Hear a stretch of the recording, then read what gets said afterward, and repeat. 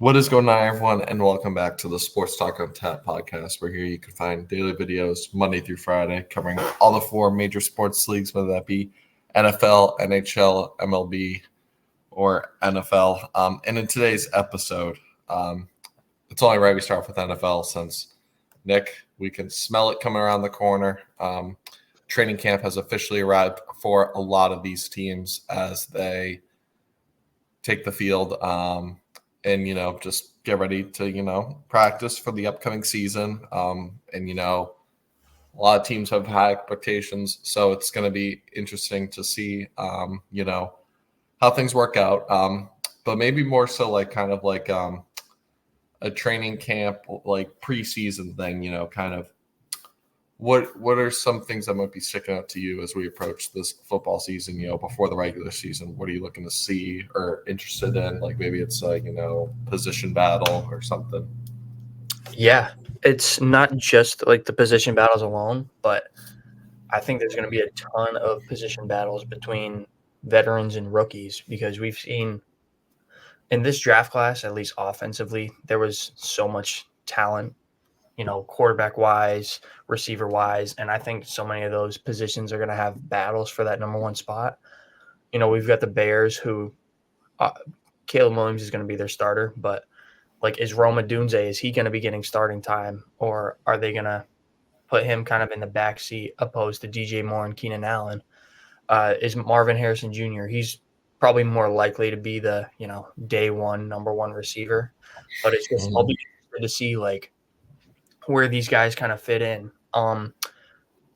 Ricky Pearsall, I believe, is who the 49ers drafted. Like, is he going to be getting a lot of playing time with all this Brandon Ayuk drama going on? And because the 49ers don't know if he's going to want to play for them or if he's going to play for them. They want him to, but he Ayuk is, he's his own man. He can decide whether he actually wants to play or not under that contract. And if he doesn't, then maybe Pearsall gets a lot more reps in training camp and comes out as like the wide receiver 2 alongside Debo. Yeah, no, those are good points. Yeah, with Ayuk out, yeah, that's gonna be interesting to see what kind of run Ricky Pearsall gets, because a lot of people were critical of the pick at the time. I think they thought maybe Xavier Leggett or Keon Coleman were better, but Ricky Pearsall arguably had the best catch in college football history. That catch was insane. So we'll see, how he looks. I'll head over to kind of some QB players coming off of injury in my first group of Ben. I'm gonna go first with Aaron Rodgers. How does he look? Because he did a lot of stuff last year to kind of like rush the process to try and make it back. But now I'm wondering, will that rush process kind of hurt him in the long run? Like now, if he just kind of took the regular measures, to rehab the Achilles normally, because I don't believe he really practiced at all any during mandatory mini camp. So we're kind of approaching this window of like, what will he look like? Age 40, coming off a torn Achilles, and similar in that. But I'm going to throw in Captain Kirk because I think he's gone through the rehab process normally. But he's also 35, 36, coming off a torn Achilles, just got paid big money for the last couple seasons he had in Minnesota. So how does he look, under this new system? And is he getting full reps? Like, is he a full go right from the get-go? Because if not, then that means Michael Penix might be getting first team reps, which could be very interesting to see how he looks if he does get those. If Kirk Cousins, isn't fully cleared, to be, getting like, I don't know, tackled or anything, can't take the risk. So, I'll be two QBs I want to group together in the same boat, kind of older QBs coming off a torn Achilles, still basically with new teams, because Aaron Rodgers has only played like 4 regular season snaps for the Jets and Kirk's played none. So it's still all very new to them, I bet, as they, both teams have very high expectations. The Jets have had high expectations for like 20 years now. Can they finally deliver? And what does Kirk Cousins look like as he, comes into training camp? I got to have a feeling that, because I know at the time, and even still to this day, a lot of people say, like, what the hell are you doing taking Michael Penix? with that pick. But you got to have the feeling that maybe the Falcons, Knew coaches, something. staff, yeah, they knew something that maybe Kirk wasn't going to be ready, and they're kind of maybe more so in win now mode rather than we can push this off for a year. Because when they've got all those young guys, eventually you're going to have to pay them. So you want to win with all that young talent. So maybe that's why they took Michael Penix, so that they can say, hey, if Kirk, either is still hurt or gets hurt again, because the Achilles is a very, risky injury, we're going to have the guy ready to go right next up. We're not pushing this off any longer. We're going to have pretty much two guys ready to go. So that's going to be really interesting to see, just like where Kirk is at in his rehab. And I like what you said with Rodgers too, like, because he was really pushing it last year. Like, if the Jets were in a serious playoff position, I wouldn't doubt that he was going to come back last year. But they just kind of faded out at the end of the year, so he didn't bother. But I don't know. I'm still very suspicious of that. I don't know if it was, marketing or something. I don't think he was coming back. Doesn't make me.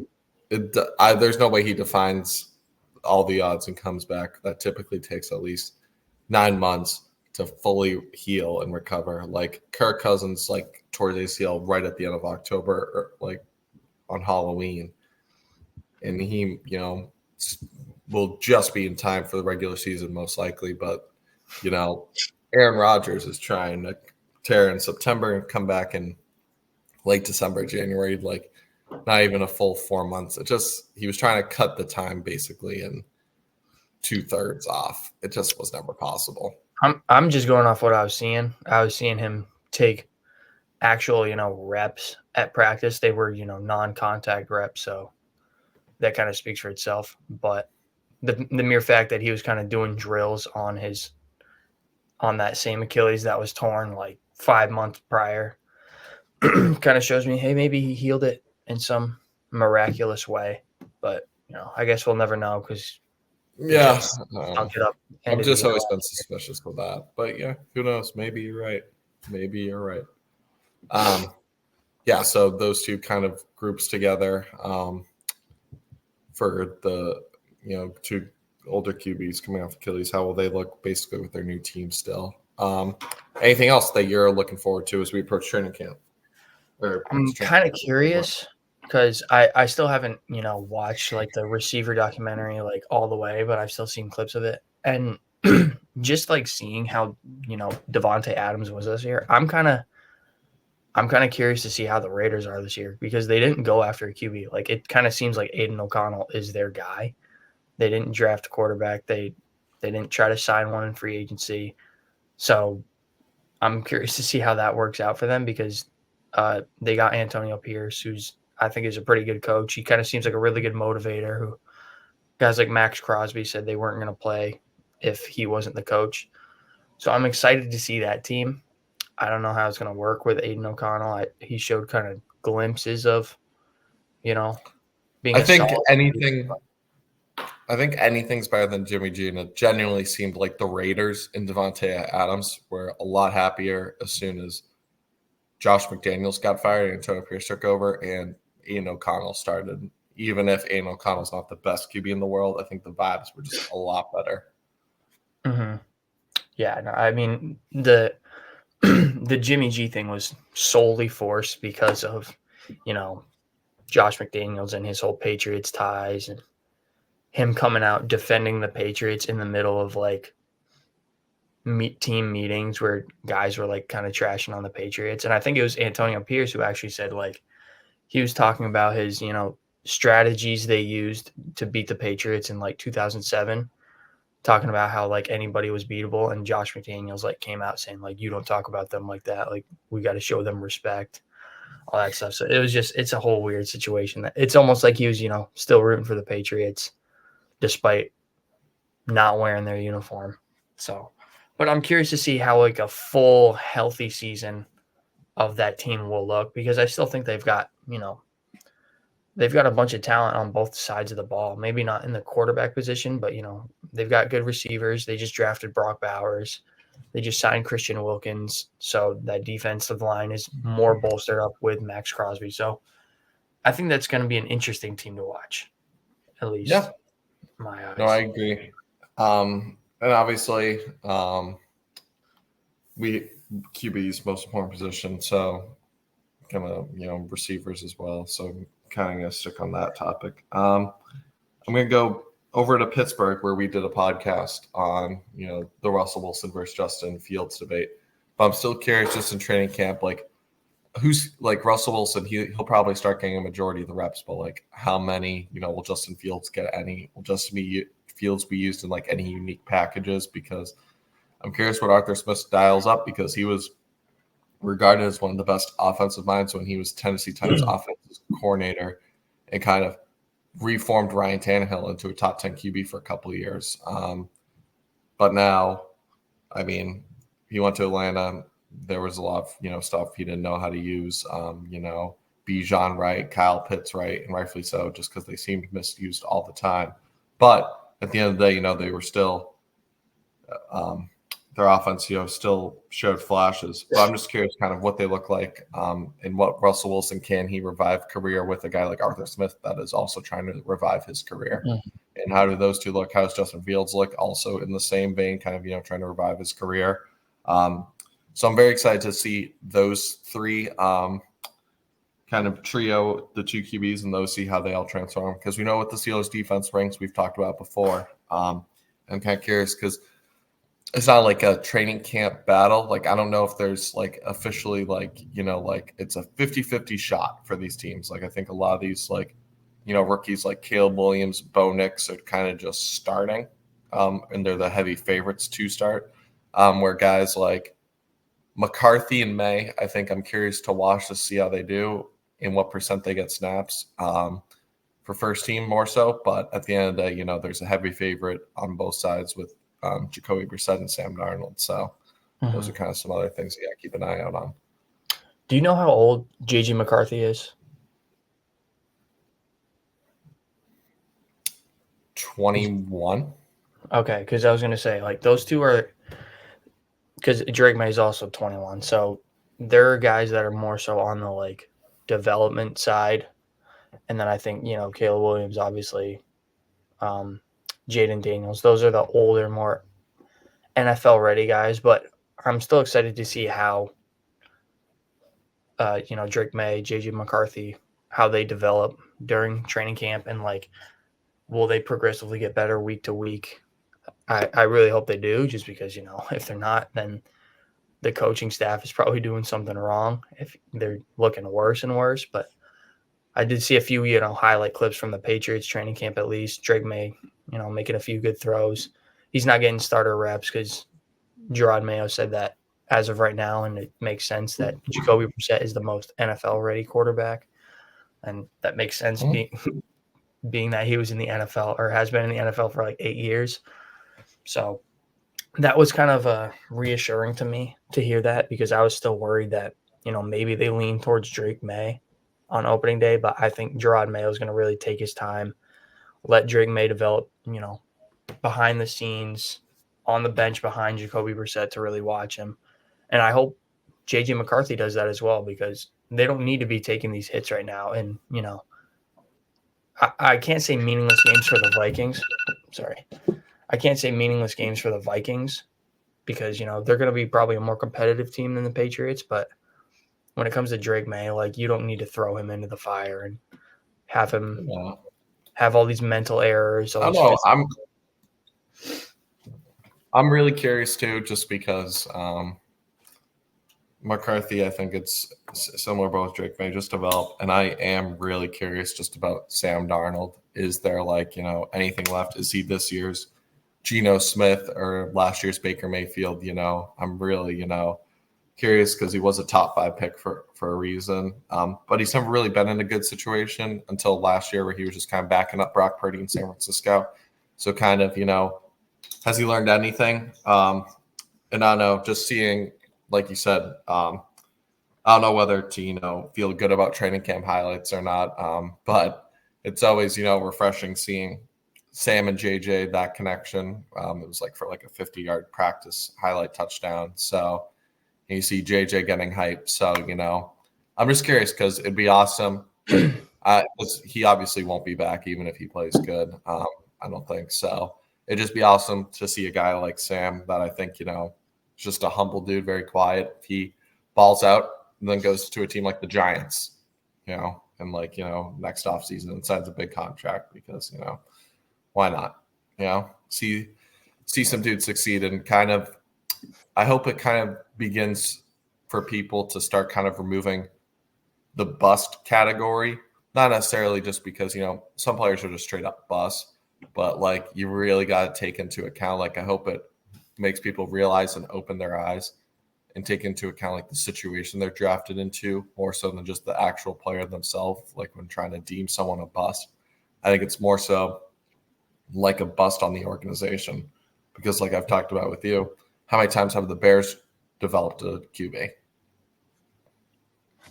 Can't name the last one. And similar to the Jets the last 20 plus years, they haven't developed shit. So people are gonna have to start realizing maybe it's an organization thing if some of these other guys, because Geno Smith, it took him a while to leave the Jets, kind of get on his feet, and then he became a competent QB with the Seahawks. And people want to label Baker Mayfield the bust. Then he goes to a fit with Mike Evans, Chris Godwin, some good weapons, a good head coach, and he takes off. So, it's kind of, I'm hoping people are trying to get this label about, revive careers. Maybe it's not really a bust on the player, more so just a bust on the team. But, that's just my opinion. And similar could be said for Pittsburgh and Justin Fields. If Justin Fields, maybe not this year, but, shows flashes, then next year's the team's full-time starter. I agree. I like that point that we're trying to eliminate that whole bust label. And although there are, few that are legit. There's a few. Like when you're drafted into a good situation and, it takes you 2-3 years. Like I think the perfect example would be someone like JJ. If JJ, in 2 to 3 years doesn't look good and you've had a good infrastructure, good head coach, in my opinion, obviously the best receiver in football, great number 2, TJ Hawkinson. If you can't succeed with that, then what will you succeed with?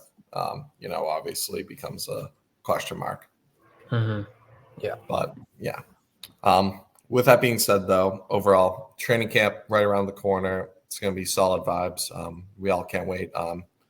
Let us know in the comments what you guys are most looking forward to as training camp approaches. But Nick, with that being said, I think it's time, since we haven't done one in a while, where we introduce back the spin the wheel, where for anyone that doesn't know, kind of just spin the wheel. You got a team. You can have the option to pick their QB, starting running back.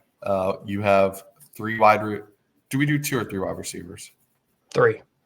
3 wide receivers a choice, 1 tight end, a team's offensive line, and a team's defense. So very curious to see how this goes. Nick, haven't done this in a while, but let's get it on. All right. And who wants to start? I'll take it. All right. It was a little late, but okay. Yeah. Okay. Cook so up. Let's see here. Let's see what you got. A couple of interesting ways you could get. You take former Patriots running back Ezekiel Elliott. He could be my versatile weapon out of the backfield, but I'm going to take CeeDee Lamb. Mm-hmm. It was between them and the defense, but I'm confident I can get an okay defense. Yeah, you'll definitely get at least one. It's a little behind on my end, so just don't spoil anything if I get anything good. Okay. All right. I think that's Eagles, though, right? All right, sweet. Could go a lot of ways here. They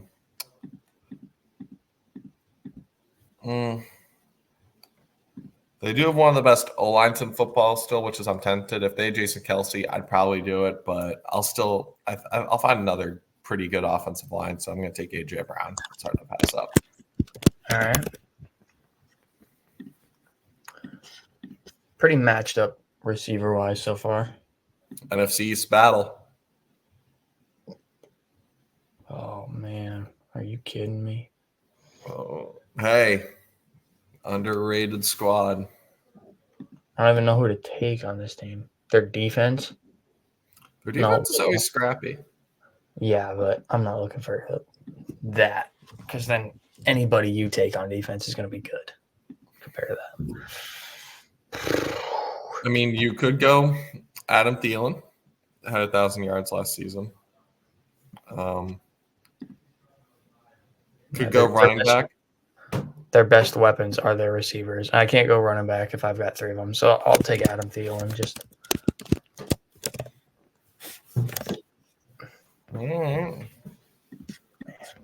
that's a tough one.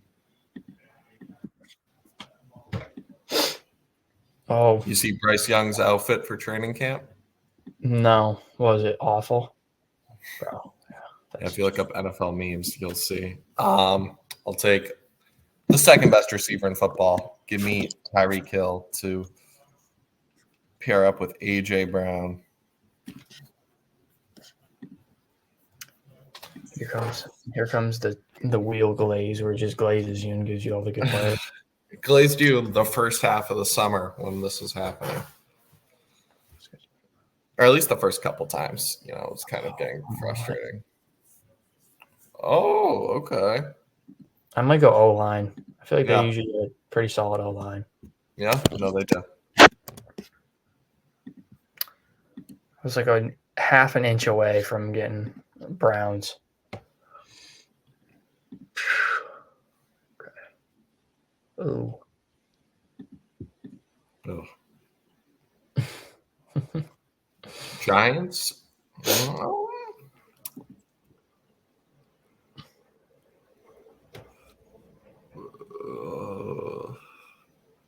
The defense isn't awful, but, you know, I'll take the question mark because I already got 2 studs. Give me Malik Neighbors out of LSU to fill in my receivers. All right. It's a pretty solid receiver room you got. Yep, Tyreek, AJ, and Malik. I'll take that. Bro, are you doing this again? Are we serious?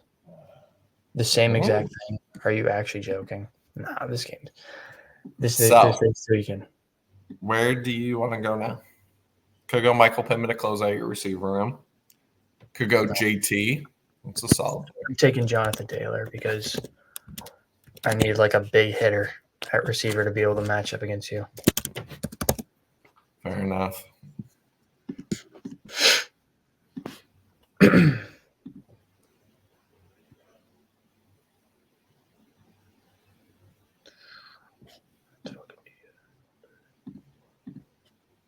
Do I get him? All right. I will take the Steelers defense. Not looking good. I'm loving this so far. Okay, there's my big hitter. You always get my team too. I never get the Vikings. All right. Well, I got Justin Jefferson. I did though. Oh well, no. There's still some spots I could go, but I don't have any receiver spots left. All right, so now I'm kind of matched up on you, but I'd still give you defense. You probably, unless I get some insane defensive team. Oh, okay. Give me the stud, CJ Stroud. Man. This is not. It's not taking it easy on me. I'll take that all day. Oh, do you get Lamar though to close? No. I either go their defense or I have to go like Brock Bowers. Yeah, I mean, I'll take Brock Bowers just because, Yeah, so I have running back, tight end, and O-line left. I was hoping for Ravens there. That would have saved me. And he gets his. Oh my goodness, this man is just getting every spin he needs. Could go a couple ways. Atlanta's O-line is really solid, but I think this guy obviously had a good rookie season. I even think he's going to be better next year. Give me Bijan Robinson. I was going to say, you got to take the talent. There's too much talent on the board with Atlanta. to go Yeah, offensive. but I don't want to be stuck with terrible offensive line. Okay. Oh, Okay. do you get Joe Finally. Shiesty? Blonde hair Joe Shiesty. Yeah. Slim Burrow. There's a really funny picture of Joe Burrow pulling up to training camp, and it's this like druggie that's just blonde. Yeah, it looks like 8 Mile. I'm not gonna lie. Yeah. So now I have tight end and O line left. Do I get Atlanta's O line again? Sweet. Yep. Could take Kyle Pitts's. No, but Chris Lindstrom, that O line, I got to take it while I still can, and gamble on a pass catching tight end to end it. All right. So this is gonna be my defense. All right. I always like it when I'm not risking the last pick with something huge. So tight end, like if I got an okay tight end, so be it. Get ETL. It's not that good. Yeah, just no pass rush. Arguably the worst pass rush. You still got Jesse Bates. So you got at least one stud. And AJ Terrell's solid still, but yeah, it's kind of a little rough. Just because they have probably the worst pass rush in the league. So now, who will my tight end be catching passes? That Dalton Kincaid? Yeah. I'll take that. Almost went to your Patriots. Yeah. That wouldn't have been bad with Hunter Henry. Yeah. So overall, I think the teams were very even / interesting, I'd say. It felt like a loss to me. I know it's kind of on. Yeah, well, I would say on the margins, you won at QB, maybe slightly receiver, just because we don't know Malik. It was kind of very small, just because. I mean, you have Jefferson and CD, but Tyreek and AJ are probably just slightly behind as a duo. But even then, it's a couple points maybe. But just I think the difference, the unknown at tight end with Brock Bowers, I think Kincaid is going to be really solid. I think O-line is pretty even. Defense, I think, is a big difference in the talent at running back. But if JT could stay healthy, maybe that could, eventually close. Because we know what JT can do when he's healthy. But overall, let us know in the comments what you guys think about, training camp as it is just getting underway. What are you guys most excited to see? And let us know who you think won the spin the wheel. Maybe we'll start keeping score. But with that being said, make sure to like and subscribe if you enjoy this kind of content. I'll catch you in the next one. Peace.